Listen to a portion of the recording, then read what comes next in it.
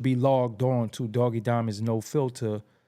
It's the former site, but now you should log on to doggiediamondstv.com. So you could log on to doggiediamondstv.com. I'm so used to saying Doggie Diamonds No Filter. I have to let you know, no, this is the new URL. I had to take it back to the OG URL, Doggie Diamonds TV. Doggie Diamonds TV.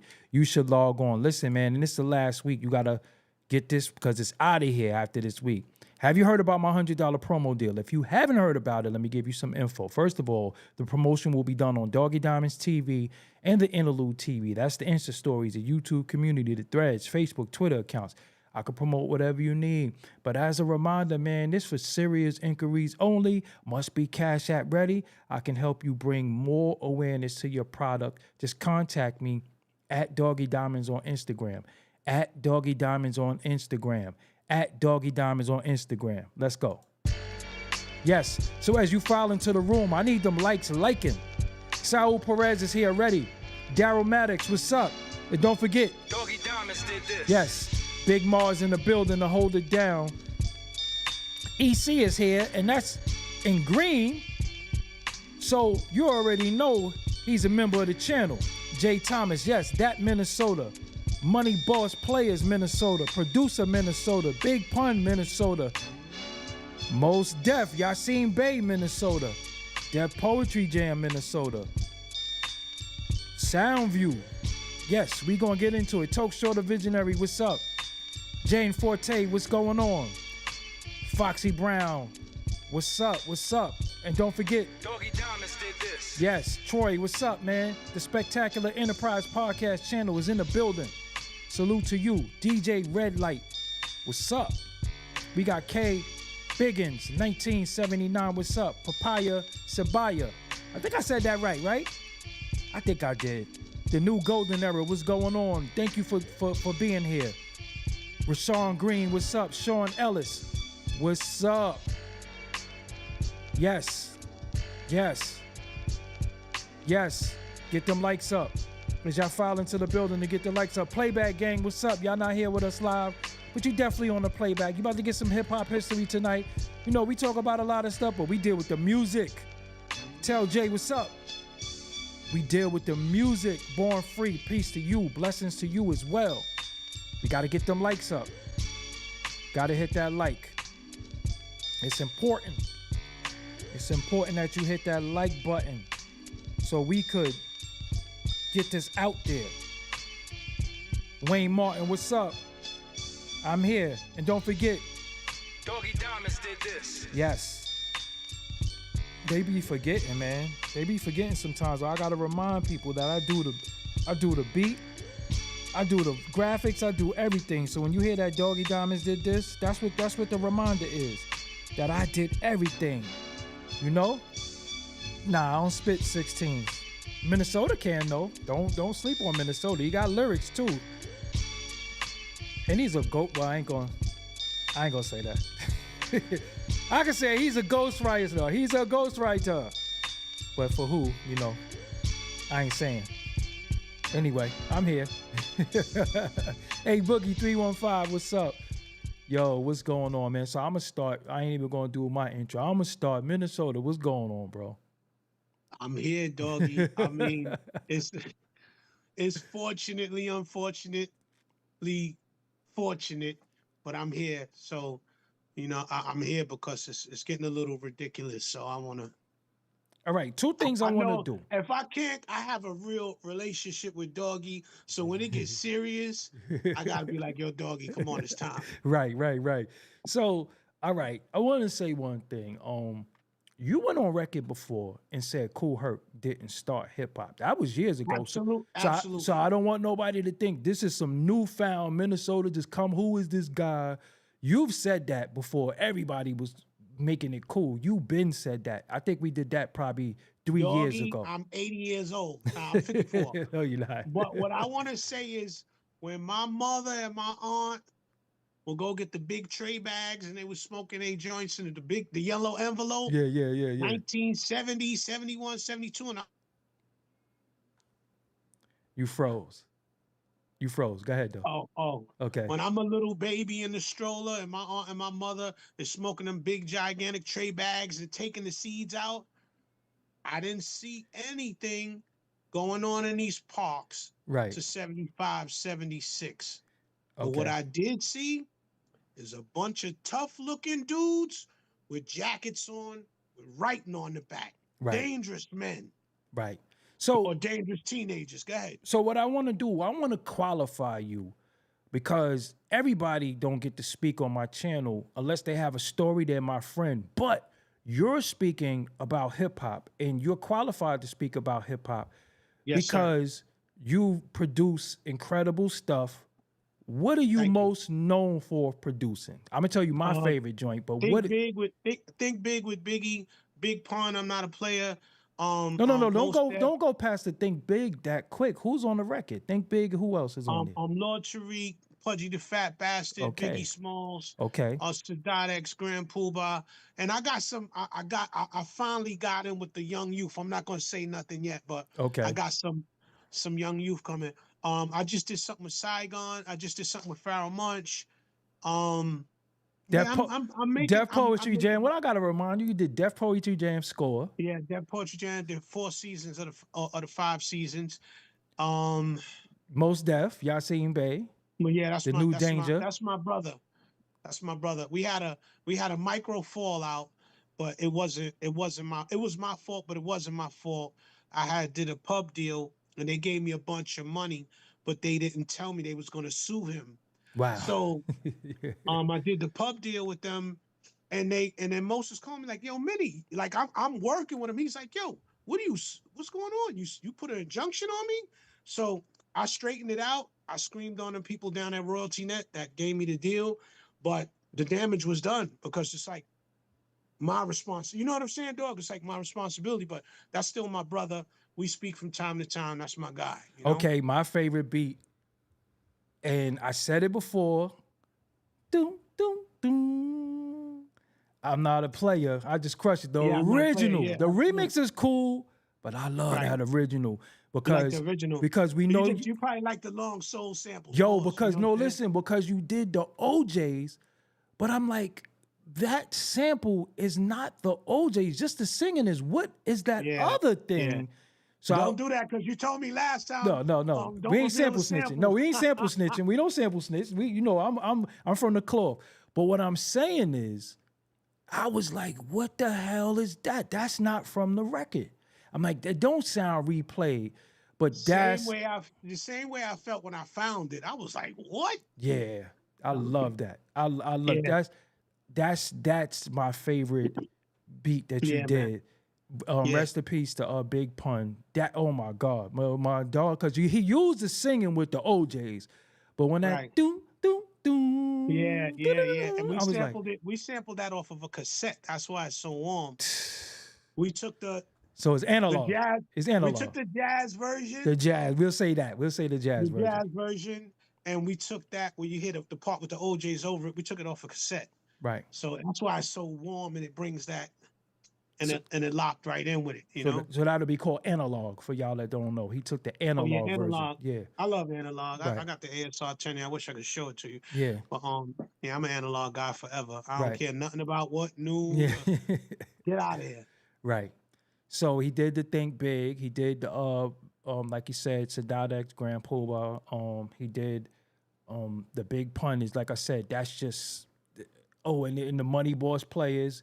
My favorite. And yo, rest in peace to Big Eye. We lost one of the Money Boss players, man. You know what I'm saying? And he was a irreplaceable component. You know what I'm saying? But you know, bless his soul, he died of a heart attack. But rest in peace to my man, Big Eye. And I always talk to you about Chiba. You know, that's one of my favorite rappers yeah. ever. I always be like, yo, all that absolutes. dude is incredible. Yeah, he is. That's yo, I don't listen. I seen y'all rhyming on Sway, I think. That was Sway. Yeah. I was like, damn. But as soon as his part came on, I was like, goodness gracious. Like, I wish, Yeah. man, his verse on that. If y'all wanted to look up Money Boss Players on Sway. But yeah, Right. but at this particular time, he did the Think Big. When you did the Think Big, this is Biggie Smalls. This ain't even Notorious B.I.G. This is Biggie Smalls. Oh man, Do do the do sample didn't do get do. cleared because the powers that be was like, no say Right. they wasn't feeling that, so they put the who Yeah, yeah, Diddles. yeah. He in trouble now for all that bad energy he put out. You know what I'm saying? So Diddles was like, nah, y'all got my artists on that, and that joint is smoking. Never, Oh, so So, Diddy didn't clear Big to be on the record? no, Damn. So many cases of that he was yeah. not clearing people. Wow. All right. So y'all know who Minnesota is. He's a legendary, iconic producer who did a lot of records that we all love to this day, still playing. Where you from originally? From the Boogie Down Bronx, born and raised. Okay. What part? Because that's important. Okay, well, the majority of my life I lived in Soundview. I moved to Soundview in 1978. But before that, when I first opened my eyes to life, 169th and Boston Road, 1254 Franklin to be exact. After that, we moved to Queens for a year. We moved back to the Bronx. I was on 183rd Street, which was 183rd Southern Boulevard, 183rd Crotona Prospect. That was the hood right there that I'm from. And then after that, I moved to Soundview, and that was the majority of my years in Soundview growing up. So at this particular time, when you move back and you're there for good in Soundview, what is the music scene like? What's happening in this thing called, well, it probably wasn't even called hip hop yet, right? Well, when I moved to Soundview in 78, Damn. I don't want to say it was hip hop, but it was the jams. The Okay. jams were going on. Okay. And Tommy Boy's first rap group was across the street from us, the Jazzy 5 MCs. So that whole Red Alert, Jazzy J, Bambaataa, Disco King, Mario, that was the initial groove at that time. Why is Disco King Mario omitted from hip hop history? Well, Mario died when when crack came out. A lot of people fell to it. Nobody mentions it, but Mario fell to that, right? But Mario was a Black Spade. Mario was the first outside. Kool Herc's sister was dating a Spade. Kool Herc would come over to Bronxdale. He saw what Mario was doing, took it to the West Side. So And that's there's nothing wrong with that. right. I think Puerto Ricans, Jamaicans, they have their place in hip hop, but what nobody mentions about the inceptions of hip hop is African Americans was very mean in the 70s. Yeah. Explain that.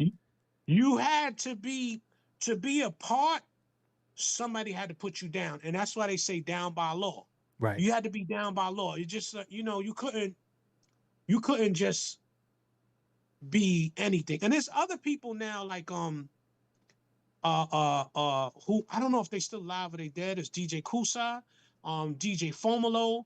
They from Webster Avenue between they were on the 9. You had the Nigga Twins on 169 in Washington. What? The Nigga Twins, yeah. Go ahead, bro. Yeah, they was from Washington and they brothers from Soundview. But it's so many names that are missing in the inception points. Like when you look at the flyers, KK Rockwell, Breakout in the North Bronx. It was different people for different, because the Bronx is big but small. You know what I'm saying? Right. So for the North Bronx, you had Breakout, and Breakout used to come over to Soundview back in the 70s. We playing two-hand touch football. We 8, 9 years old, and there's a car that I love to this day. Based on Breakout used to come here, have the big house speakers. See, Breakout is the first person in New York I ever saw with speakers in his car. He had a Mangster, a Doom buggy, and he had the speakers in it. And he was playing a jam by Chi-Chi and Pepe called "I Know I'm in Love." But it's just stuff like that I could go back and I can remember to where a lot of people are lying now, Doggie. All right, so that's what I want to get into, the lie. There's a narrative out there that Black Americans and don't laugh, bro. Black Americans and Puerto Ricans started hip hop 50-50. What does Minnesota have to say about that? Cold-blooded, bold-faced lies. Go ahead. So, Doggie, look, right? let me. And Jamaicans. They're saying Jamaicans too had some. Go Okay, ahead. hold on. Now here's the thing. In the 70s, now even as a little boy, I knew this. African Americans was mean, bro. Right. It wasn't the things that fly now. They didn't fly then. It was organization. You know how you got the Bloods and all that stuff Yeah, now, yeah, and yeah, yeah. the Crips and all that. Back then, you had to, if you were Jamaican, Mm-hmm. you had to cosplay and act as an African American. Mm. Because if you were to try and throw on Bob Marley out of jail, they probably would have smacked you out of the park. Mm. They were mean. Mm. How else can I put it? Down by law was like a sanction. So every crew did have a Puerto Rican here and there, Right. but he was down by law. Mm-hmm. See, in Latin culture, in Puerto Rican culture, you got the Hicks, and then you got the Guitos, and then you got the Puerto Ricans that's down by law. And those were the ones that ran with the blacks. Mm. There was no, listen, to this day, some of us, my children are black and Latin and all that, black, Latin, but to this day, we have cultural differences. Mm-hmm. We wasn't peachy keen. That wasn't happening. They would be at the gyms.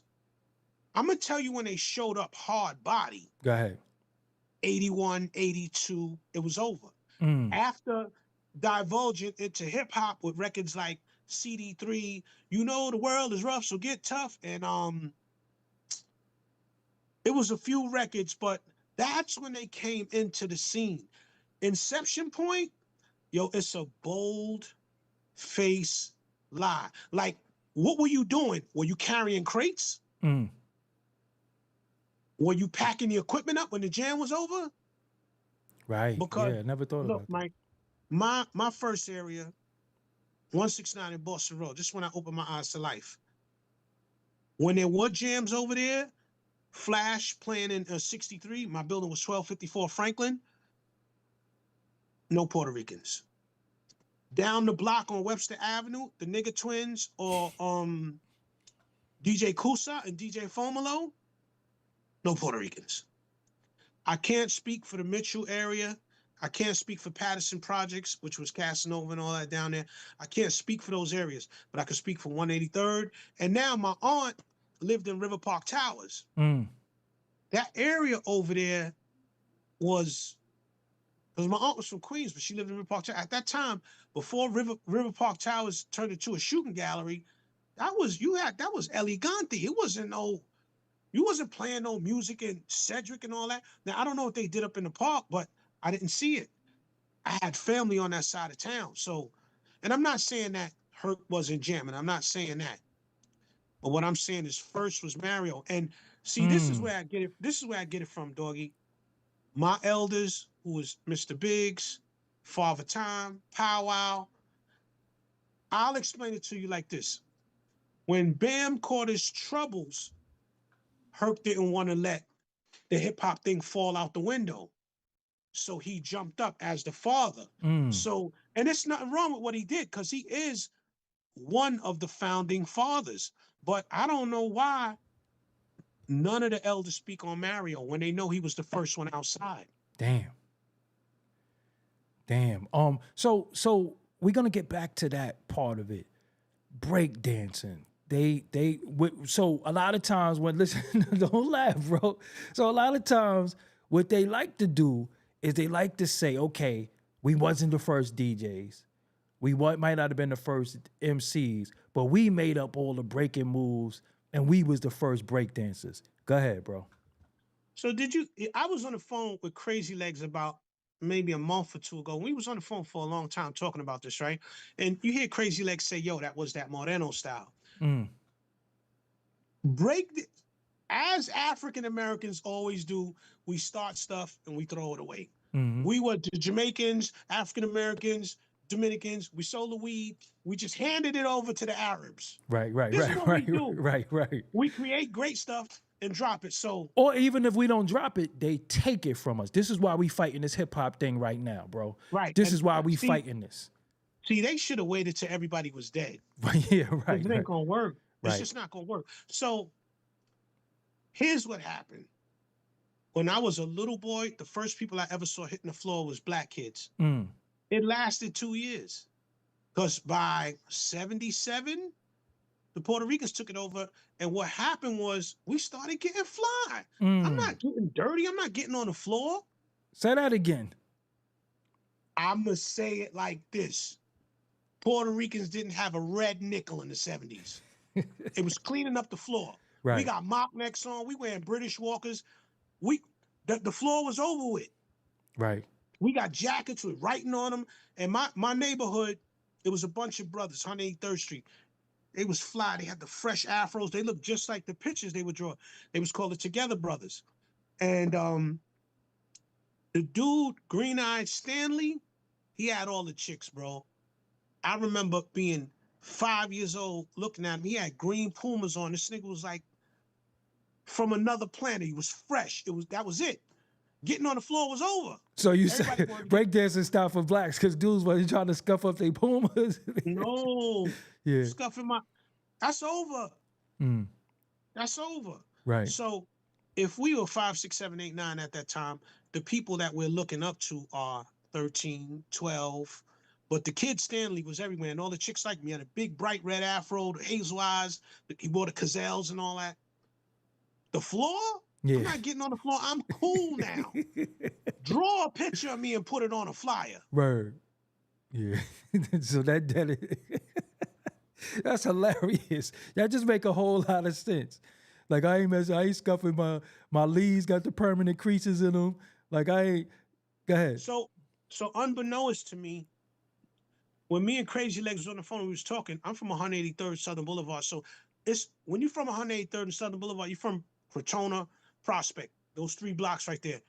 I didn't even know there was a crew back then called LTD, Latin Dancers Incorporated, and they used to have jams like on Garden Street because it was like we in the development. It's the projects now, but Right, it wasn't right. then. And across the street it was like burnt buildings, mattresses, you know, like that. How they always show the South Bronx looking. So Ledge was like, yo, Minnie, I'm from 183rd and Crotona, Prospect. I'm like, word? So he said a different name, but what I remember was the Puerto Ricans would wear these shirts called LTD, Latin Dancers Incorporated, and it was nice.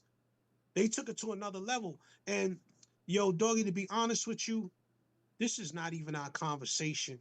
This is not an African-American conversation. This is not a Puerto Rican conversation. This is a white Hispanic conversation. Break that down. Well, Dr. Cologne. I did an interview with him. He asked me about Big Pun. And I don't know. It's like when you say the word Puerto Rican, it's almost like he's having an orgasm or something. Yeah, tell me about that. So in our culture or in our neighborhoods, you got the down by law Puerto Ricans, you got the Guitos, and then you got the white Hispanics. And the white Hispanics are the ones who don't identify as indigenous, aboriginal, African. I ain't no black. That's them.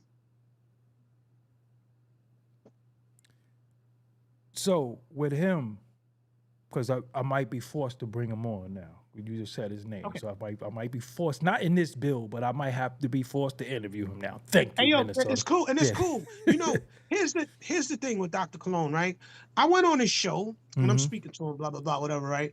And you know, he asked me about Pun because see, here's the thing with Pun. Pun was down by law, right? And Pun wasn't growing up with us. You never felt that like and I don't know where the whole Puerto Rican thing comes from because his aunt and his uncle who was our baseball coach is Cuban Wimpy. And then y'all probably know Wimpy, those y'all from the Bronx. Wimpy, he's a dark-skinned Cuban. He got a mole on his nose. His cousins, Boobie and Jamie, is Cuban. So whatever. All right. So look, right? Bless Pun's soul. Pun said, Mark, I did what Joe wanted. I brought in the Puerto Ricans. Now it's time to get money. What? Say that again. This Pun told you what? Mark is you. For people who don't know, your real name is Mark. Yeah, my real name Mark. He was like, Mark, I did what Joe wanted. I brought in the Puerto Ricans. Now it's time to get money. Look at look at who Pun's crew was. Remy Martin, Reef Rumble, Sunkiss, Blacks. Indigenous, African Americans, whatever Yeah. you want to call them, Moors, whatever. So, you know, and look, I don't got nothing with Joe. Me and Joe is all right. We got a decent relationship, right? But if you identify as white Hispanic, this stuff is going to come out sometimes. It's going to come out. This is not, I don't even like what they tried to do with, see, Dr. Cologne, and bring him up here. I want to come up here. He throws rocks and then he hides his hand. Lord Jamar, this is not an African-American conversation. Lord Jamar didn't start this, but then they act like, Lord Jamar is saying Puerto Ricans didn't do this, do that. My whole entire life, I had a Puerto Rican buddy who was down by law. The people who brought me from the street into the music game was my man God Our Truth and DJ Talim, a Puerto Rican and a Cuban. From the street into the music game. Because my partner that, I was doing things with at one time, my man Oye Negro, his cousin is DJ Talim. So I met Talim, I met Our Truth in them. They brought me right in the game. So this is not, it's a nasty, you know what? It's like they separated the woman and the men. Now they want to separate our closest counterparts, which is Puerto Ricans. So I just want all the Puerto Ricans out there to know, beware of the white Hispanics. Because this is nasty. Right. Because it is a difference. Stuff like this could spill into the jails. Stuff like this could spill into the street. And come on, man, what am I going to do? Throw my children away? Right. I got double black children. I got black and Latin children. Right. You know what I'm saying? So it's a nasty conversation. It's divisive. And to Dr. Cologne now, who's from either Rochester or Buffalo, he went to Franklin High in Rochester. The people are calling me from Rochester. People are writing me on my Instagram from Rochester. You left New York in 1978 when you was 12 years old. How much hip hop did you get on Echo Place? He left what? The term hip hop just came out in 1978. Yo, listen, it's so nasty, right? People from Rochester, I think it's from Rochester, Buffalo. I don't know. I get the two confused, right? People from upstate New York are writing me like we know him when he came to high school. He graduated Franklin High School, and I think wherever Franklin High School is, that's where he's from. I think it's Rochester. All kind of people are writing me like, Minnie, we know him as a pathological liar. They was like, he lived in Rochester, he moved to Rhode Island, and then he moved to Florida. They said, who goes from being a doctor to a school teacher to get less pay? Like, it's like so many people sending me information on him. And I'm like, damn, like, I just like, it's nasty and it's divisive, right? Everybody was cool with hip hop until hip hop got in the Olympics. That's when everybody want to say it's ours, right? We did. And niggas lost their mind. Everybody's like, it was me. It was the Honduras. Hip hop started in Honduras. No, it started in Ireland. They lost their mind, man. Wow. They lost their mind. And it's nasty. Right. This is nasty work. Like, you down with it, you in it now. Look, right?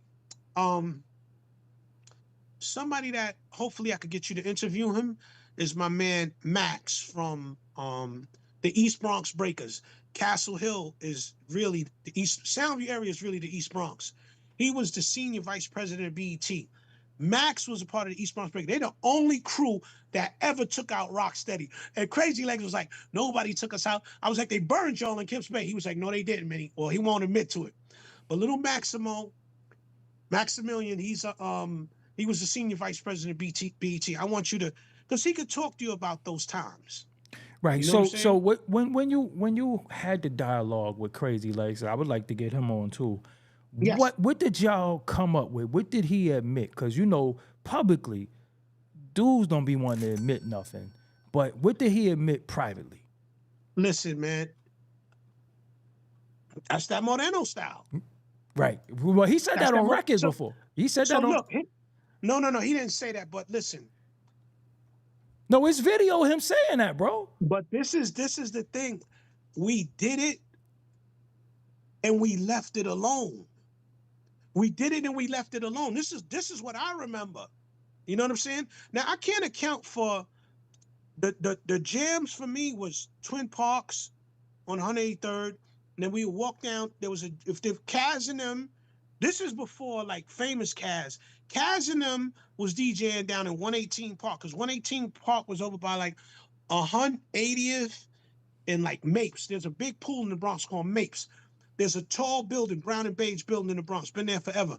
You go down there, and Mapes was down there. Mapes Pool, they would throw jams in 118 Park over that way. So, I mean, they were there, the ones that wanted to be there. The thing was, in the 70s, music outside was a big thing because everybody loves music. Mm-hmm. But who was front and center at the jam when that thing was happening? Majority black, and then you had your down by law Puerto Ricans. Mm. And down by law means something. Right. Meaning that was your access to the crew. Other than that, you come over here, you getting your ass whooped. That was Brown Mike's man. Right. Or that's Troy's man. Right. You know what I'm saying? But it was always like, you always had like, as children, because we're the children of people like Stan and Biggs and Power on them. We was little children. They really came in, I want to say between 80 and 81. Mm-hmm. And soon as they like got in and started making music, they veered off and they started doing the records like, what is it called? Show me you really. Louder Than Love, that TKA shit. Oh man. Yeah, that was their music. Yeah, Lizette Melendez.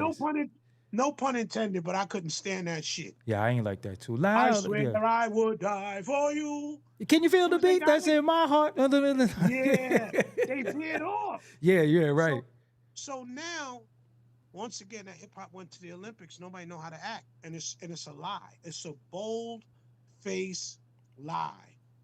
Right. You know, when colonizers want to infiltrate, they call it freestyle. They said they call that freestyle music. Freestyle, yeah. Okay. When colonizers want to infiltrate, they send the closest people into you. Mm. They set you up with your best friend. So now that hip hop is a multi-billion-dollar thing that was started by some N-words from the Bronx. Right. We can't have that as we go into the future, because in the year 2223, Martin Luther King got to be white. Right. Malcolm X got to be white. Right. Grandmaster Caz got to be white. Yeah. Who Hurt got to be white. DJ Jazzy J. How come Jazzy J don't speak? He was dead too, man. Jay is you know, I met Jay once in my life. I don't know Jazzy J. Amazingly enough. I know Red Alert. Red Alert is my guy. Right. But Jay is a real Bronxite. Like, he's off to his own world. He's one of the dopest producers. Like, everybody know everybody. Jazzy J, Ike C had Jazzy J play me a beat on the phone about 2 months ago. I was stuck, like, and it was something regular. He flipped Herbie Hancock, Watermelon Man. I was like, oh. Right.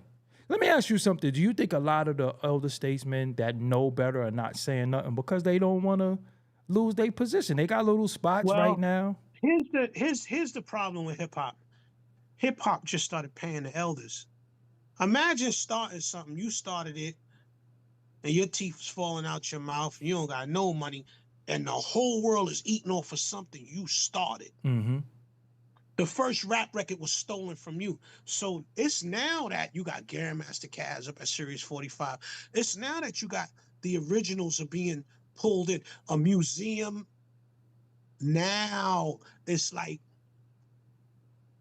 right now they're starting to get the rewards. But the elders was quiet because they wanted to get in. Yeah, they don't want to rock the boat, it seemed like to They me. don't want to, and they know, it's probably like a code between them. Like, we don't want to mess this up. Right.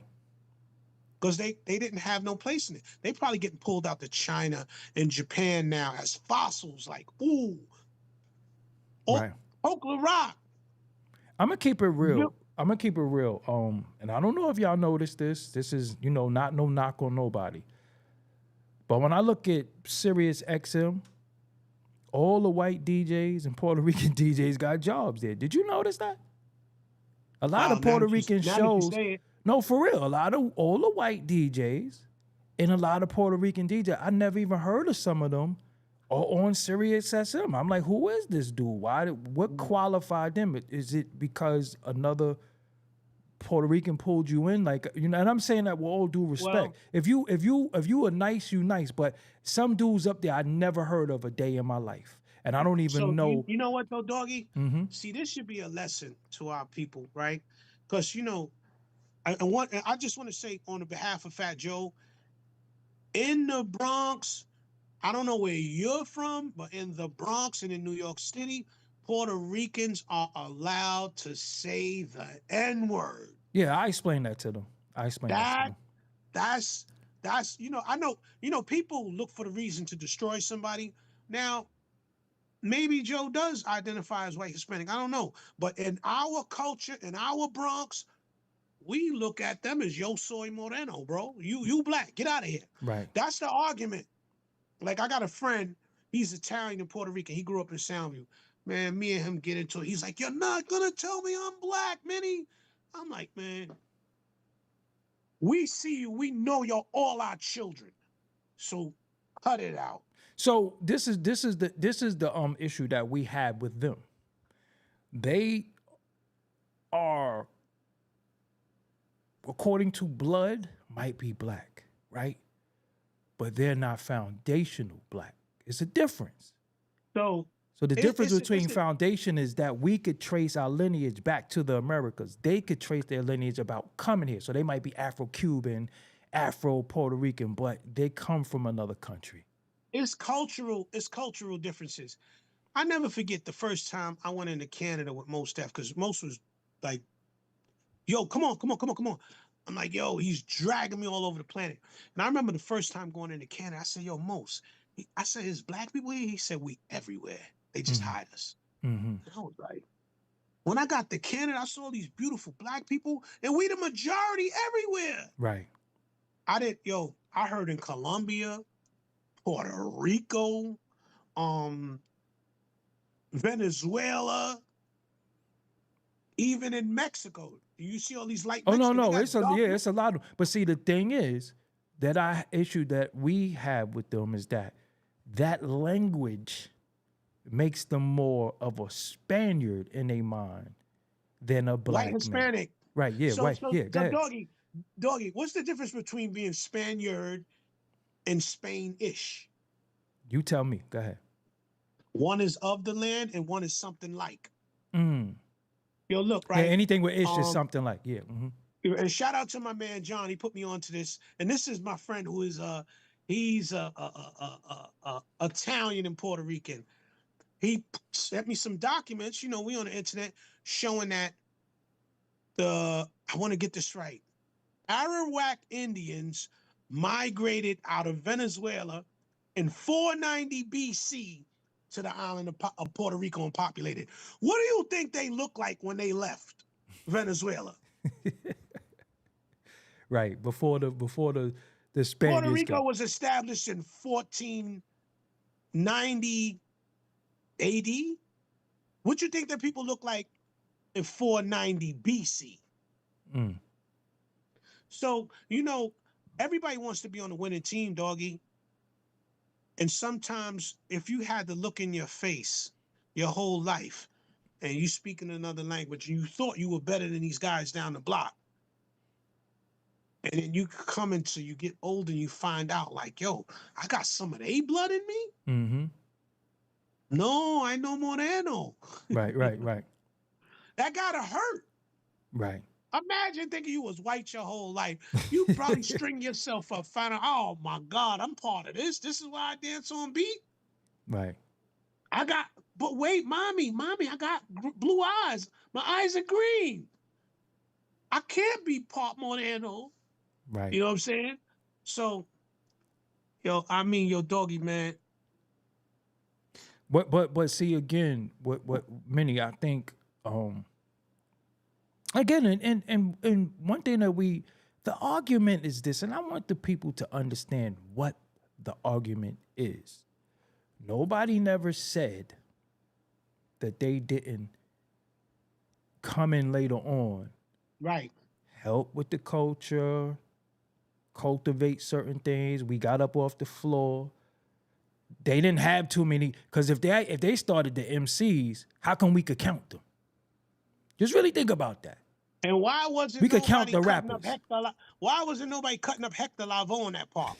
El Gran Combo, Fania All Stars. They lying, bro. Yeah, yeah. You know what I'm saying? And this, you know what it is? I'm gonna tell you what it is. Once hip hop went to the Olympics, you know, when the colonizer gonna send his agents in. That's all that's going on right now. Cause you know, I kicked it with Dr. Cologne, and I don't got nothing against him, but Dr. Cologne, you gotta stop. It's a lie. The jig is up. Right. Yeah. Y'all wasn't even carrying the crates. You didn't even know what breaks to pick. Just stop. It got Unless I wanted to tell people the movie The Warriors, and back then in the 70s, that would be before my time, but you were a child back then. It was Yo, Doggie, New York was heavily gang hold gangs. up. Go Yo, ahead, Doggie, go ahead. when my mother and my aunt was smoking 8 big $3 tray bags and we'd be in that park, all you saw was dudes with a jacket on and it had some writing on it, and they looked as tough as nails. They were doing pull-ups, they slap boxing, Mm-hmm. drinking beer.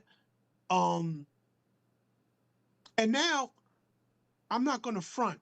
On my old block on 183rd Street, I went to PS 32, which was up the block on 183rd, and then there's another school called Aquinas.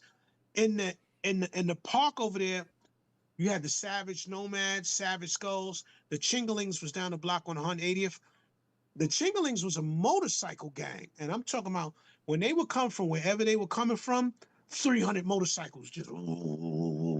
So Savage Nomads, Savage Skulls, those were Puerto Rican gangs, but they had like 1 or 2 blacks in there.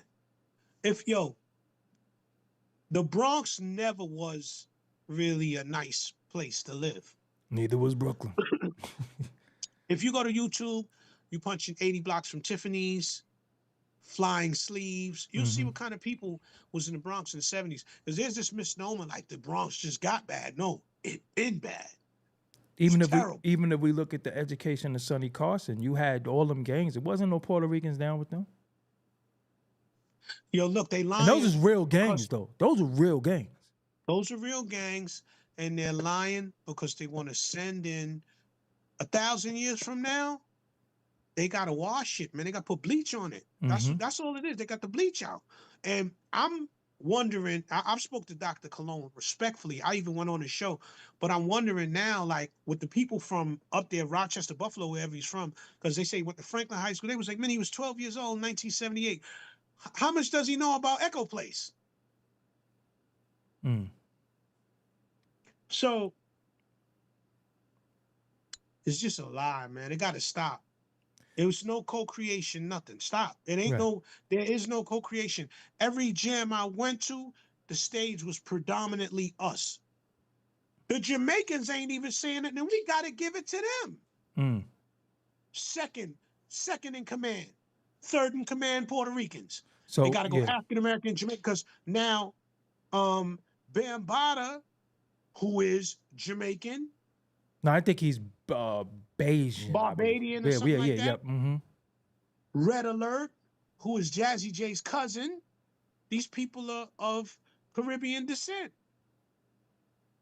But nobody thought to come outside with the music till the Black Spades came out with it. Because here's the thing, man. Don't listen to anybody, not even to me. You got to go to Bronx River and Bronxdale Projects. Outside of Bronx River and Bronx, I'm from Soundview, which is down the block from there. And that's where I got my musical experience from. But if you can't get Lightning Lance, Cool Clyde, who could really shake the building, Green Eye Stanley, DJ Faze, don't even listen to me. If they not from Bronxdale and Bronx River, you're disqualified. Dude, I had an argument with a dude on Instagram. He was like, "I'm the hip hop historian." I'm like, bro, I've been blocking dudes. are you Yeah. from Bronxdale or Bronx River? The rest of the Bronx don't count Damn. because, like, like Stan said, Bronxdale was the Roman Empire Mm. because they had the gang. So get Charlie Rock on here, get Mr. Biggs on here, and figure it out. Mm. Figure it out. So we He's- have. What do you know about Grandmaster Flowers? I just heard the name. I'm not gonna. I can't get the. I don't want to shoot myself in the foot. I heard Grandmaster Flowers was a DJ. I don't know if he was cutting breaks. I don't know. Right. I don't get. I heard the name though. Right. So, okay, we are establishing today hip hop was started by Black Americans. Just everybody, let us have this because it's not an African American conversation, and we wouldn't have said nothing, but it just got too far out of line. It's like we chilling. It's how we are, but this is ours. Right. The first breaks came out of what our parents was listening to. Right. And then Bambaataa was known as the master of records. So back then, radio stations have a format. Bam was the trendsetter of music.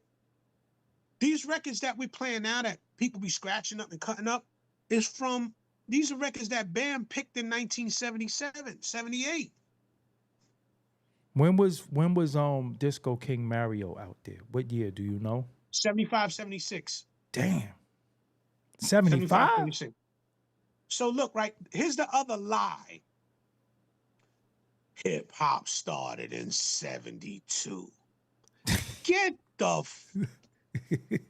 You told me not to curse, dog. You told me not to curse. Right.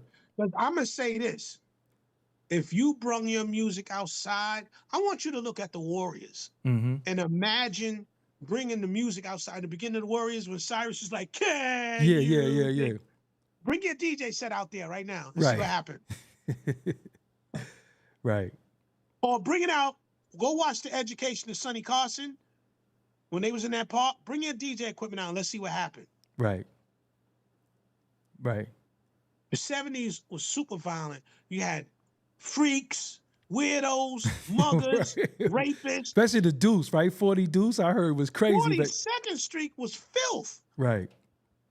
In its purest form. Right. I don't even know how Black people got to meet down there like that. That's where we all showed each other's styles. Right. You know what I'm saying? Because you had the Brooklyn always was trying to take somebody's stuff.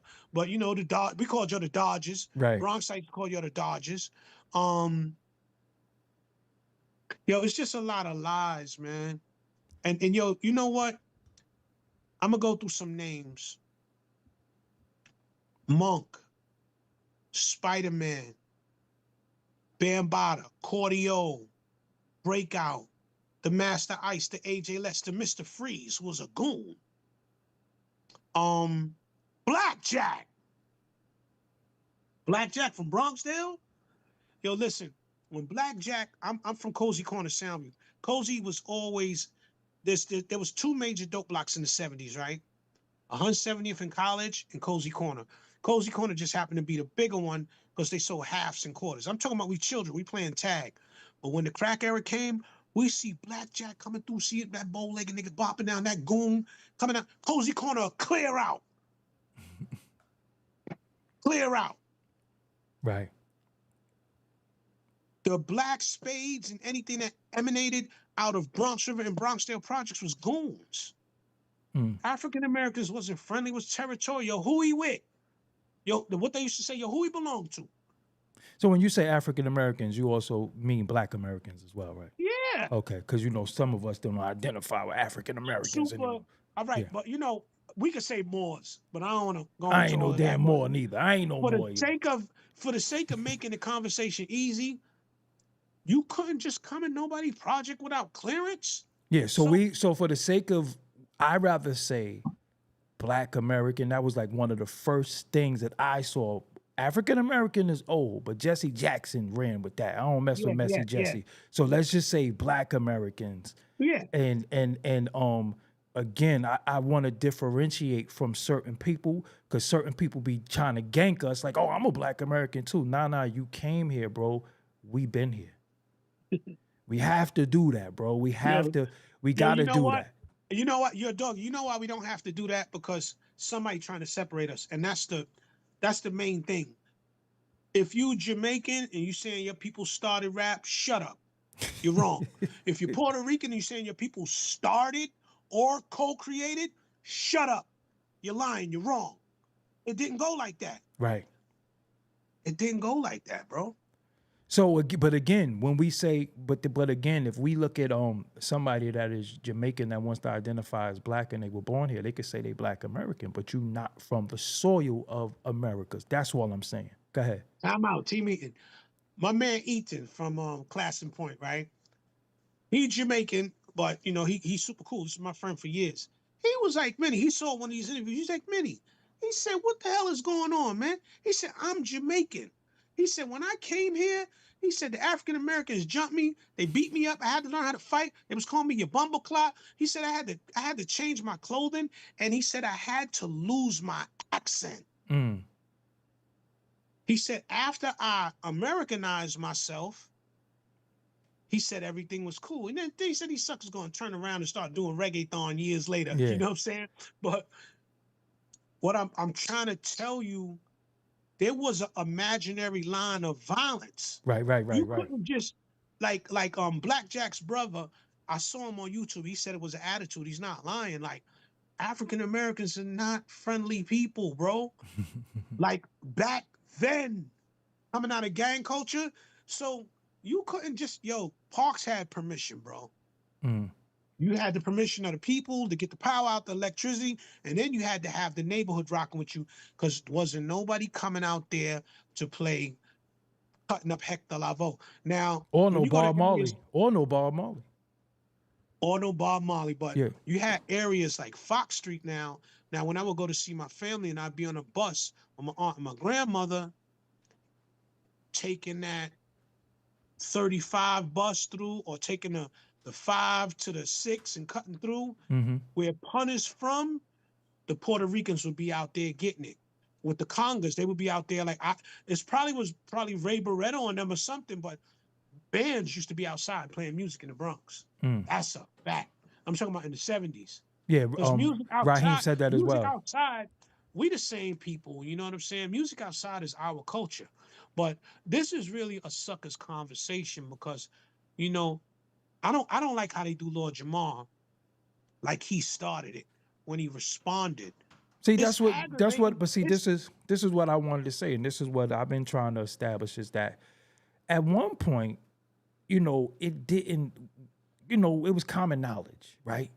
But then when you start something and you know that it comes from your people, because the foundation of hip hop still comes from Black American music prior, that's the breaks was Black American music, right? So when they say, hey, we did this and we did it, be like, hold on, so you mean to tell me your parents came from Puerto Rico or Jamaica in the 60s and y'all was listening and influenced us? And they couldn't even dress. So let me tell all the Puerto Ricans on earth a secret. Go ahead. Y'all messed up all the clothing. Damn. Y'all messed up Lee's. We straight-legged our pants. They started wearing pins on their pants. And rubber bands, right? We got right out the Lee's. We got right out the devil jeans. The girls got out of the Sergio Valentes because that was the thing. You got to remember, as children in the 70s, unless you was digging pockets, unless you was throwing 3-card on Fordham, nobody had no money. If you had $40 in your pocket in 1979, you was a big deal if you got allowance. Right. Braids was bummy. The family that wore the braids, they had the braids, they ain't had no money to get a haircut. Nobody had no money unless you was some big time dope dealer from Harlem or you was from one of the dope blocks. Right. Nobody had no money. Money? What is money in the 70s? Right. You either sold newspapers You even went to Midtown digging pockets. You threw red. Like it was always hustles, con mans and all that. That's why everybody was mugging, snatching chains and stuff. Right. They were sticking people up for silver chains in the 70s. Right. Silver. Right. Right. Right. You could probably Google that. Man gets robbed for silver. New Year's Day, 1978. Man gets robbed and shot for silver chain. Damn. So when you The only thing I do remember mm-hmm. is my mother had a friend down in Deland. Oh, no. Hold on now. Something just came to my mind. Now I'm gonna show you where Puerto Ricans was getting them some money at in the 70s. The Lower East Side. They still there. They was doing it down there. Right. That it was because I could identify it was coming from Cozy Corner, Soundview. When I would go different places, like everywhere wasn't a hood. It was the neighborhood because everywhere wasn't a drug outlet. If you was a junkie, you had to travel, get on the bus and go get your dope cross town, unless you lived down the block from where the dope was being sold. But you had certain, this is the difference between dope and crack.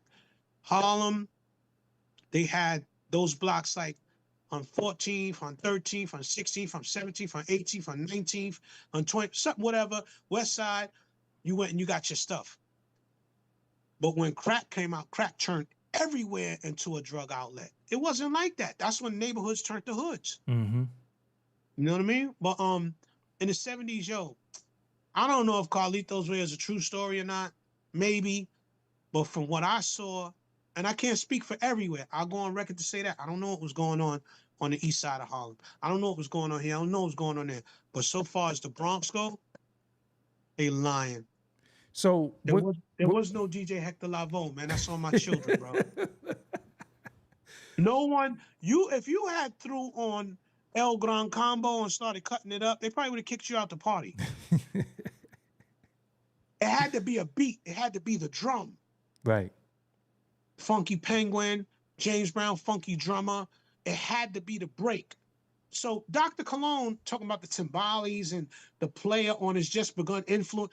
No, the influence was what African American children wanted to hear. Now let me tell you one more story.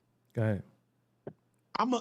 Look, Kool Herc played in Bronx River. Mm-hmm. And when he played in Bronx River, they threw toilet seats off the roof at him. What? You know why? Why? Because he wouldn't play Apache. Damn. So how are you hip hop's first break merry-go-round and you didn't play Apache? Right. Right. This is a famous moment in hip hop. They threw toilet seats off the roof. I guess the housing probably was changing the toilets, had all the toilet seats on the roof. They threw toilet seats off the roof. He had to get on the mic like, yo, chill. I'll play it. Apache? Damn. Yes. So another thing I wanted to ask you is that you told me a story of him not even really liking breakdancing. So look, the word B-boy, check this out. When Herc would play on the West Side, see, a jam drew everybody. The word got around, they having a jam, you would find yourself going all the way over here, going. The biggest jam that ever happened, that I ever been to, in the Kmart parking lot, it was Corvettes at the time. I want to say the year might have been 81, 82, no crack in sight. We walked over there. Imagine a Kmart parking lot filled up peacefully with a bunch of kids just listening to music. Mm. And you always had the dust heads off in the back smoking their dust. You got to pass that smell. The Chiba Hawks smoking their Chiba. But peacefully. Nobody popping off. The crowd running, just coming to hear the music. So Kool Herc is a founding father. I'm not taking nothing away from him. But he didn't start nothing. Okay. And this is when the elders are going to start to talk to. So, because if we don't clear our culture up, people like Dr. Cologne are going to steal it. Just tell the truth. Grandmaster Caz, come on, baby. Mm. Herc, come on. Because if we don't get this right, somebody going to steal it. Red Alert, come on. Jazzy J, come on. Africa Islam, come on. Everybody got to come. And these are the names that I'm a little boy right there. Yo, my grandmother came to Bronx River Center and they let her get on the mic and call my name. It was the most embarrassing thing in the world. The principal office. Yeah. But I'm supposed to be home, but I'm listening to the music. Right. I couldn't leave from the music. I knew I'm gonna get whipped. Right. But I gotta see what Bam gonna play next. You was getting into the B-boy story, where it came from, the name. The breakdancing, Herc didn't Black really. kids, see, this is where you got to talk to Father Time and Big because they talk about Zombu and somebody else, right? Like I told you, blacks, we was breaking, we was dancing, and the Puerto Ricans got on the floor and they never got off the floor. They took over. I'll give them that. The dancing, I got to give them that because everywhere I went, they was on the floor getting busy. But they didn't create it. Hell no. See, this is, again, when we say certain things, we're not taking away from them doing it. The argument is whether they created hip hop. 50-50. And, Right. and I'm saying this with love because, you know, to me, it's like sneaky and hurtful because it's not an African-American conversation. This is not us. Like, who cares? But you're making us care now because you lying. Right. You lying. Yo, you lying. This is not, y'all lying. Stop. Dr. Cologne, stop. The Timbales, he going into the influences of just because all it was about the funky record or the fly dance record. That's all it was. We didn't care about the timbales, Right. and the congas, and James Brown played in a Latin percussion. Would you stop it? Right. Because now you keep getting nasty. Salsa comes out of Cuba. And where the Cubans get salsa from? Africa. So stop. So Stop before you want to start digging in history. Don't make us go back and dig in the files and show that everything come from us. You got to stop, bro. You got to stop. It's annoying at this point. But see, this is my assessment. Then when we look at James Brown and we look at others that created this soul music, this blues music, it comes from plantation Negro spirituals. Truthfully, it comes from them Old Negro singing spirituals. old Negro That's spirituals. my publishing. That's my publishing.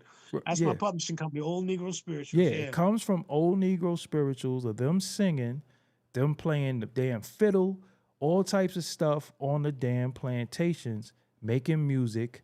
And a lot of people don't know, on the plantations, a lot of times, the blacks were the entertainment in more ways than one, but they were dancing, they were singing, they were playing the fiddle, they were doing different things. They was making up the dances. I showed somebody doing the crazy legs before crazy legs. So here's the problem. This is where all it is. This is all for all the so-called African Americans, Moors, indigenous people. Here's the beef. Doggie Diamonds. If you take 1,000 black men and drop them in Pakistan, India, Russia, Poland, Japan, China, where the woman gonna flock to? they're gonna flock to us. They're gonna flock to us. And that's the problem. That's the beef with the whole world. Black pipe. Everybody deep down in the back of their mind, I don't like them because everybody like them. Right. I don't care where you drop it. So when you start to pose over the question over and over again, why are we so targeted? The most targeted people. What did we do? We don't even got the trillions. Right. What we got, that the whole world got a thing with us.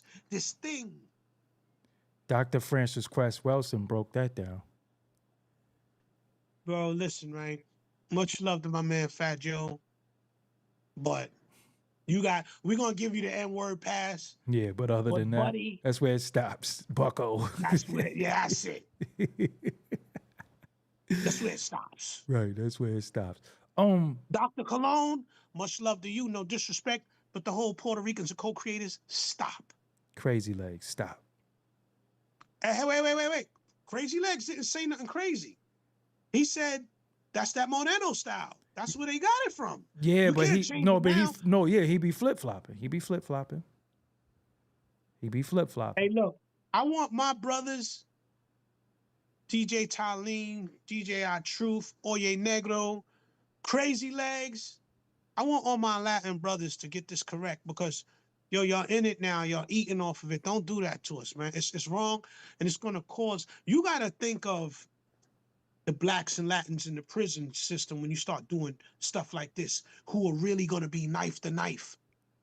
You Well, got to think of Kajajaji, who's locked up in federal prison. We don't want a war to break out between blacks and Latins. We passed that. no, we That was ain't. what They started. still doing that, dog. They still doing it in prison. I get it. I Yeah. get it. But what I'm saying is, don't reignite it, because Right. you know Latins are very passionate that they into music. My man DJ P Plus, he was like, "Man, I'm hip hop." I said, "Nigga, I know you hip hop, but I could see it in them. You know, Latin people are hot headed, hot spirited. They passionate about things. That's cool. But y'all didn't start it. That's all we saying. Y'all came for us. This is why I say this is not an African American conversation. This is an agent's conversation. And Cologne, with respect to you, I'm not disrespecting you, but I'm wondering about you now. How you could, because this is like the Willie Lynch thing, like make them bicker about while the world is going up in flames. They got us beefing about a culture that we started that will be rocking thousands of years from now. But see, this is why the conversation is important. Is because everything that we created, everything since the history has been taken from us, and we've been omitted for it. There was a particular time, as we knew, that Black Americans couldn't even be on their own album cover. Right. We've been rock and roll has been taken from us. Heavy Right. metal has been taken from us. At one point, Kenny G was like the top jazz player, you know, Yanni, and every genre of music that comes from us has been taken from us.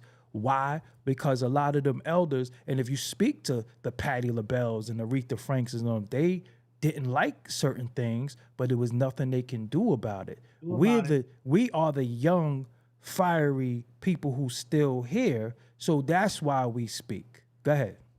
And Doggy, I think there's a delusion that inside of people's mind, I think they started it. That's what I think that's the confusion that, you know, since we've been kicked to the dust for so long, I think people don't know that we start all the clothing styles. Right. I can't remember. Yo, listen, shout out to my man Oye Negro and Puerto Rican Rich from Webster Avenue. Joe Maldonado, Puerto Rican Dennis, wherever you are, flyest Puerto Ricans that I've seen. And Jason and Gil from over there by Bronxdale, Beach Avenue, Westchester, that area, flyest Oyes I ever knew, like, that had a Moreno style. I'm talking about dressing, driving, wearing watches. It wasn't everybody, though. They was down by law because they was Puerto Ricans that ran with the blocks. They was in rooftop. They was fly. You know what I'm saying? You had some from East Harlem that was like that back in the days that would come to rooftop. But it wasn't everybody, bro. But see, this is the thing, Minnie, like this is the thing. When it comes to creativity, we are the people that took the worst food that was given to us. Because remember, this is why foundational Black American is so important, because we could trace back to what they did to us from slavery.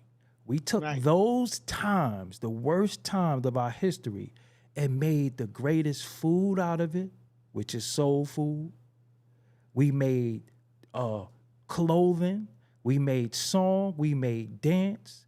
We made entertainment, because this is the only way we can entertain ourselves, because this is what we had to do.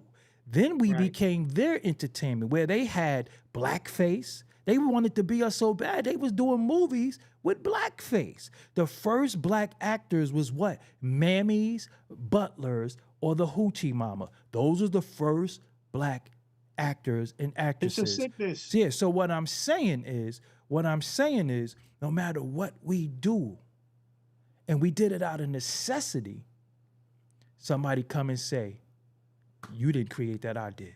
So why was y'all in blackface? Y'all was trying to look like us. They was trying to talk like us. Even the cartoons, They were trying to, the big lip cartoons, eating watermelon and all that. So the point that Right. I'm making, no matter what we do, somebody always say, y'all didn't do nothing. Y'all just shiftless, lazy, on welfare. So this is why this hip hop thing is very, very important. From Betty Boop. Betty Boop was an actual person, an actual black woman. Sandra Bartman, you know, the big ass that they look at now, they once made her a circus, a part of the circus. They had her on display, did stuff. So that's why we have to argue these points, because they always take what we do, and we did it out of necessity, bro. We was eating tails, we was eating chitlins, we eating stuff out the water. Now look how expensive all that shit is. And they didn't care for that. Go ahead. Doggie, you know, I just got to say this again. The thing about this is it's not an African-American conversation. Mm-hmm. We wasn't saying nothing. Everybody enjoyed the fruits of our pain and whatever, of our poverty of the 70s. And then all of a sudden, for somebody to come out and say, I'm a co-creator, that's wrong. Right. Because that's not. You the co-creator of nothing. And much love to my Puerto Rican brothers, but yo, bro, in the beginning, there was no DJ Hector Rodriguez. No. Right. No. It would just, that just wasn't happening. And it's not, hey, fuck it, pun intended. Take it the way you want to take it. Well, But one of the that's not reasons. what was- Well, one of the reasons why you said they didn't exist, because they wasn't really allowed to be around blacks like that anyway. Because you had to, you was almost like the token Puerto Rican that was around, basically. From there, but that heat came from them. Like when I was a little boy, I haven't seen him since I was 8 years old. My best friend was Puerto Rican. I had one black best friend and Puerto Rican best friend, my man Gabriel from 183rd and my man Michael Brown. We 5, 6, 7, 8 years old. I didn't look at, when I went to Gabriel's house, I got boogers in my nose, his mother wiping the boogers out my nose, whatever. It wasn't no, the separation thing wasn't there. So I just want everybody, I want the Puerto Ricans, the Dominicans, the Jamaicans, the African Americans to be aware of people, beware of people who's trying to change the narrative around. Now, y'all in it, y'all down, but y'all didn't start it. We can't have that alone when we actually did. But again, people have rewrote our history. The difference is, what you said something earlier, they should have waited till everybody died, It was dead. didn't speak. But because, not now. Because this is pertinent. You know, we don't care, but we care because you got, and it seems like, see, one thing I noticed about Dr. Cologne, he throws stones, then he hides his hand. Because he flips it on, like, Lord Jamar said this. And I'm looking at it like, yo, bro, Lord Jamar was responding to you. right. You know what I'm saying? So it's some, I don't know what's up with Cologne. You know what I'm saying? He left at 12 years old in 1978. Everybody from upstate is writing me on my Instagram page like, yo, he's known as a compulsive liar. He moved to Rhode Island, then he moved to Florida. Who goes from being a doctor to a teacher when they're not paying himself? He calling himself a doctor. He's not a doctor. So I don't know. Maybe he's the Puerto Rican Dr. Umar. I don't know. Damn. Maybe he's opening a school in Hawaii or something. I don't know. Yeah. And if he want to talk about it, let's talk about it. Because even when he interviewed me about Big Pun, it's like he gets excited. Like, bro, Pun was Puerto Rican and Cuban. Right. And see, it's divisive because now I would have never said that. But now I gotta say that because that's my man and I grew up with him. And he wasn't no yo soy boricua ass nigga. He was yo soy moricua. He rocked with us. When we playing manhunt, we playing football. My man Bully Wooly and Pun used to fight all the time. Mm-hmm. Yo, Bully, why you doing that, bro? Yo, you hit me too hard, bro. You know what I'm saying? But he was with us. He was one of us. So this is very divisive. And I want everybody to be on the lookout because it's nasty work. Give him Because your give him your social media, bro. Minnesota _money boss Um, on Instagram. Minnesota _money boss. and hit him up. You know what I'm saying? Hit him up. Continue the conversation. You got some music coming soon. And you know, you the bro, we speak. Sometimes we be like, yo, we got to get off the phone with each other. We've been on the phone for 3 hours. We talk hip, but you know what's the dope thing though? A lot of people don't know. Our conversation is hip hop. Many of us don't talk dumb nigga street stuff. We talk about the culture. Many of us talk about the culture. Go ahead. I want to leave everybody with this. It's up to the Puerto Ricans, the Jamaicans, the Dominicans, us to police this shit. Because people is trying to, thieves don't break into empty houses.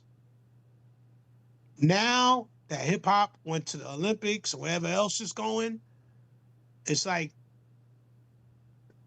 come on. It's offensive to us because it's offensive when I hear people lying like, yo, stop. And yo, I need brothers like Crazy Legs. Come on, bro, set this straight. Y'all down, y'all it. Y'all it. East Bronx Breakers, y'all it. Set this straight. Because this is getting, it's ridiculous now. Like, so you influenced us on dressing? Yeah. Y'all messed up in Puerto Ricans. I love y'all. Y'all had the jellies on and all that in the 70s. Yo, your colors wasn't right. Be mad at me. Kill me in the street when you see me. I don't care. Well, I'm gonna tell the truth. Right. Because remember at one point when you had on mad colors, dudes would be like, yo, you dressing like a Jamaican. Remember that, right? So I have on mad color, like, yo, you dressing like a Jamaican. You got on mad colors. Yo, listen, in the beginning of hip hop, you know what Jamaicans had on? What? And I said this before.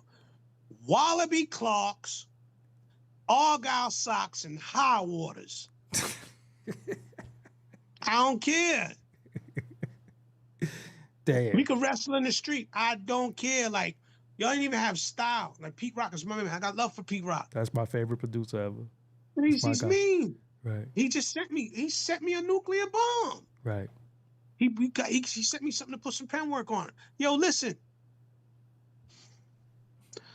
Everybody got to stop. You don't come from the island and influence the people that was there. You get influenced by the people who was here. And with that, man. Yeah, Minnie, yo, we gonna build later on. I'm gonna close you out and I'm gonna just do my 1-2. Follow Minnesota _money boss, spelled just like that, _mini boss. And if you don't know, just punch in Minnesota Money Boss variables to see what that pen is like. Right. We'll talk. Peace. Maybe one day you'll reveal some secrets. I doubt if you ever do it, but anyway. Yeah. Minnie, I'll holler at you later on, bro. Thank you. Peace, y'all. Stay out of shit. Don't step in it. Right. All right, later on. All right, y'all. So that was the bro Minnesota. Me and him build a lot about the culture behind the scenes, and he just wanted to come on and just say how he felt about the culture, the foundation of the culture. It's not about like he said, listen to the brothers from Bronxdale, Bronx River. Go do some research. I just wanted to say this too to my people. I want to say this to my people. I recognize that when he's saying African Americans, he's really saying Black Americans. Again, I had to make the differentiation between what is a Black American and what is a foundational Black American, because a Black American can be somebody of another descent that is, according to their hue, Black. And they can recognize themselves as a Black person, and if you see them, they will be looked at as a Black person. But their lineage does not go back to the Americas. That's why it's important to put the F in front of Black American. That's why I do it. Because it is a difference between some people who says, yes, I'm a Black American because you're Black and you from here, but you were born in America. And then the difference is somebody who didn't come here. You were already here, or you come from maybe the transatlantic slave trade, different stories with that. So that's why I like to put the F in front of Black American. And also, for people who's saying that this conversation is stupid, this conversation don't matter because who owns it? Listen, at the end of the day, just because somebody owns it. Most inventions were stolen. Most inventions were stolen. They were stolen from people who didn't have a voice, didn't have an outlet, and didn't have unity. The reason why we speak, because this invention that we invented is worldwide. It dictates culture through this voice, through this thing called hip hop. We can really, really change culture for the good because hip hop has been weaponized against us. So that is the importance of taking the culture back, because at one point when this thing called hip hop started, it was all about partying. It was all about having a good time. Then it got taken from that. It got monetized due to capitalism and people seeing that they can make money off of us. And then the message of what we were trying to do, have fun and you know, go to the jam and all that, it changed. So now why I constantly keep speaking on it, for one, I'm a hip hop baby. Two, I have an outlet to speak on it. And three, an uncontested lie starts to look like the truth, right? And you gotta tell the truth. The truth is so liberating and so freeing. And again, I do want different point of views. Only reason why I didn't have Dr. Cologne on and different people, they were very, very disrespectful to me, or they said things to me that I deemed to be disrespectful. You don't talk to me a certain way when you want to be on my platform. You don't talk to a person a certain way that you want to work with. You talk to a person with respect, and, you know, I'm all inviting of different people, of different walks of life, different ideologies. I done had dudes on here in full costume. I done had dudes on here tell me they from another planet. I'm not one of them people that's going to be like, I don't judge people like that. But the point that I'm making is that while we here, while we got a voice, it's very, very important to protect our inventions, to protect our creations. That's why I don't like to be called a YouTuber. I like to be called a content creator, because I create content. Anybody can get on YouTube, but everybody can't create content. Everybody can't create stuff that's a talking point. Everybody can't create stuff that's being talked about years later. I've done interviews 20 years ago that they're talking about now. That's content. I feed YouTube. I feed with the blogs. I've been feeding them since 2006. That's why I don't like to be called a YouTuber. That's why I'm a content creator. I could create content. So again, for the people who say, oh, it's all stupid, it's divisive, I already broke that down. It's not divisive. It wouldn't be divisive if the truth was being told. If somebody said, yo, I rap my ass off, I break down, I'm nice. And when they say, where did you get it from? And you say, we got it from them. I will never deny that Big Pun was incredible. I will never deny that Fat Joe make records I like. I will never deny that my mentor and teacher as a DJ is a Puerto Rican by the name of Harry Hash. Never deny that. And others who added on. But when it comes to who created it, that's where the problem comes in that, because you cannot say we did that. No, ain't no we. Now everybody want to be French. Ain't no we. They created it, meaning us, and we got in it and we dope at it. So it's not divisive.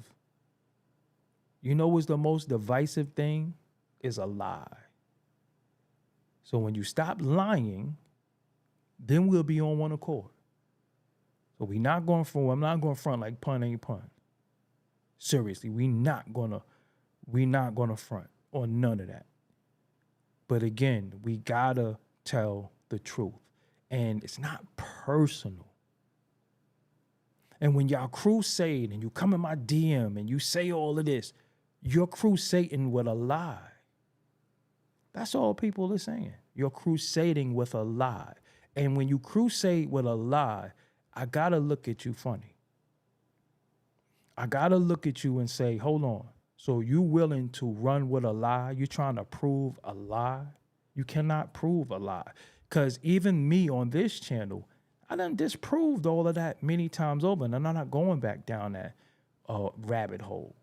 But we can say, yo, you came later on and you did your thing. Yo, you nice. Salute. But when it comes to the creation, give it up. That's it. And people, why is it important? Yeah. Because everything that we created has been stolen from us. And that was before some writing systems existed. That was before some film system existed. That's what history is. And one of the biggest things that they do is rewrite history. And I'm not even saying them. I'm just saying everybody likes to rewrite history. And us as a people, we did so much to influence the world. Right here, us in America influenced the world. But when we look at history and we look at what we added on to the world, we're always classified as lazy, welfare, black on black crime, and all this other shit. They never say anything we did good. Never. That's my problem. And when you tell people that they ain't shit, and you always point out their flaws, they start to believe it. See, we don't do that. We got some stuff we need to get together. We do have some issues, but when you tell people and remind people that they come from greatness and that the whole world is eating off of what you created, it gives you a sting. You're not a bum. You're not this, you're not that. And that's really what it's all about, giving people a sting, telling people, yo, man, come on, look at per capita who's really on welfare. Because we always told how we ain't shit. And we just start to believe it. And once you break a person's will and spirit, and you break their psyche on being high on their self, that's how you control them. Because they don't care. I don't care anyway. It don't matter anyway. We gonna die anyway. So that's how you control it. And one of the biggest controlling factors of all cultures is music. It's in Burger King commercials. It's in Arby's commercials. It's in everything. So why do they say it don't matter? Well, it matters because once they control the music, they control the people. I don't care if it's white people, black people, Puerto Rican, Cuban, Haitian. When that music come on, all that matters is the music. Even back in the 60s, they had segregated parties where you had whites on this side and blacks on this side, but everybody was dancing because the music is what brung everybody together. So when we think about hip hop in the 80s, in the 90s, that's how the white boys started coming into hip hop, because it wasn't about color. It was about whether you were dope. That's what brought you the Beastie Boys and the Third Bass and the Everlast and all of them. We didn't really say white rapper. Yeah, you white, but you dope. Some of them. That's what it was all about. So again, if you control the music, you control the people. You control the imagery of the music. And then when you wipe out the founders of it, when you wipe out the creators of it, that's when the people who are creators don't have a worth. And that's really what it's all about. So I just wanted to say that to close out the show. Thank Minnesota for coming out. Make sure you subscribe to this channel. Hit that like button. We was a little light in the chat. I wanted to get on earlier. And we just decided to do this today. So, sometimes my content is sporadic. I don't always have it planned out. But this is why this conversation is important. So don't call me divisive. Don't say we're being divisive. No.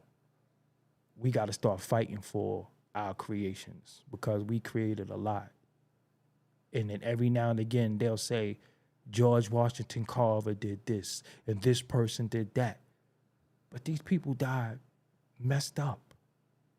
Madam C.J. Walker. No, it's more of us. It's more of us that created this and shaped the world. Not just America, the world. Remember, hip-hop influenced the world to where you got children, teens in Japan and other countries doing this thing that we created. So listen, fight for it because we influence the world. Now, we established that we created. Next thing we going for is our monetization of it. We going for our monetization of our creation because the world ate off of us, off of what we did just to pass the time, the same way we did on the plantation, the same way they made us dance because they gave us the instruments, right? They gave us stuff. So again, it's important. It's very, very important. We influence the world, not just America's. The whole world does this thing called hip hop. And we created that. So be proud. Don't look at, oh, you ain't none, because how the whole world eating off of what we created, but try to say we ain't shit. The movies, remember the movies, they was in blackface in the movies. And then when they put us in the movies, we was the mammy, the butler, or the hoochie mama. That's just the truth. Even in the cartoons, if you look at some Tom and Jerry cartoons, they didn't show the black woman, they show her legs. Thomas, look it up. Even some of the cartoons. So they wanted us because we did things out of necessity, but they didn't want us. They just wanted our creations and our inventions because naturally, shit, we turn lemons into lemonade. How many times your mother, your grandmother done made some of the most best food out of $5? Right now, if you have $5 to eat or you have $50 to eat, your best food will come from that $5 because you're going to eat the short shot thing and you ain't going to waste $1 because you know I need an onion, I need a green pepper, I need this, I need that. I only got $5. You can have $50 and say, I don't know what to eat. $5, you going for that short shot thing and you're going to appreciate that meal because that was your last $5. So with that, I'm Doggie Diamonds. Thank you for anybody who might have sent a Cash App. Thank you for who sent the Super Chat.